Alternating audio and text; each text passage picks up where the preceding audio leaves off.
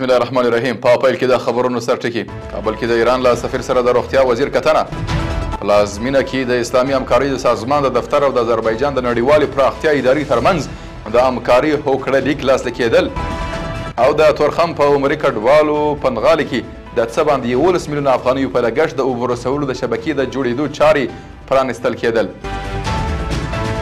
د لوی مهربان خدای په ثنا او ستاینې سره درنو لیدونکو سلام. د نن ورځ خبرونو ته ښه راغلاست. نن سې شنبه د 1404 کال د غویي 9 نیټه ده. زه محمد صادق فروتن یم. دا هم بشپړ خبرونه.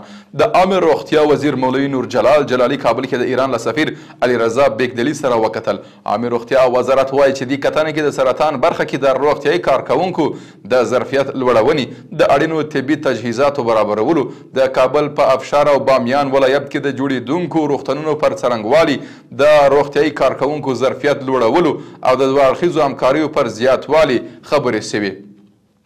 د یاد وزارت په وینا دې کتنې کې د ایران سفیر له افغانستان سره د ایران د همکارۍ ډاډ ورکړی او زیاته کړې ده چې په نږدې راتلونکي کې به په کابل او بامیان کې د جوړېدونکو روغتونونو پاتې چارې بیرته پیل کړي. پلازمینه کې د اسلامي همکارۍ سازمان دفتر وایي چې افغانستان کې د غالۍ اوبدلو مرکز د جوړولو په موخه د آذربایجان له نړیوالې پراختیا ادارې یا AIDA او کابل کې د دې هیواد سفارت سره د همکارۍ هوکړه لیک لاسلیک کړ. د یاد سازمان د خبرپاڼې له مخې دغه پروژه په افغانستان کې د غالۍ اوبدلو صنعت د ترویج سربیره د نورو دودیزو لاسي صنایعو د پیاوړتیا موخه پلي کیږي. بل خبر کې د ریاست الوزرا اقتصادي مرستیال مولا عبدالغني برادر اخوند په کندهار، زابل او هلمند ولایتونو کې د برېښنا دریو لویو پراختیایي پروژو د پاته چارو د پیل پرانیسته وکړه. د ریاست الوزرا اقتصادي مرستیال د پرانیستي په مراسمو کې دغه پروژې ځان بسیاینې ته د رسیدو، د نوو کاري فرصتونو رامنځته کېدو او د زیربنا پیاوړتیا پر لور مهم ګام بللی او زیاته کړې ده چې په مرسته به د کجکي بند برېښنا په بشپړ ډول کندهار ته ولېږدول سي.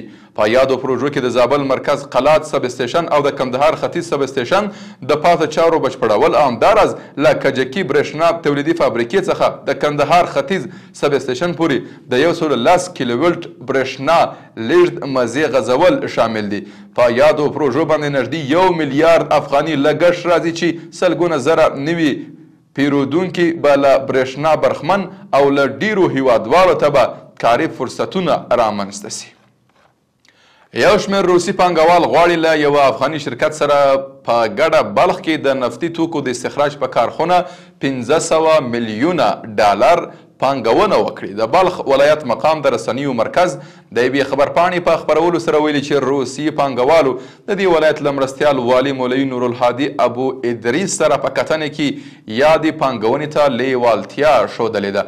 په دې کتنه کې مرستیال والي د پانګوالو هرکلی کړی او د هر راز همکاري ډاډ یې ورکړی دی. په پای کې د کلو د بیا رغونې او پراختیا وزیر مولا محمد یونس اخوندزاده د شاوخوا 11 میلیونه افغانیو په ارزښت د ننګرهار ولایت د تورخم سیمې د کډوالو په عمري پنډغالي کې د اوبو رسولو یوې شبکې د جوړولو چارو پرانیسته وکړه. د دې شبکې په جوړېدو سره به 100,000 کډوال له پاکو اوبو څخه برخمن شي. له ملتیا مو مننه.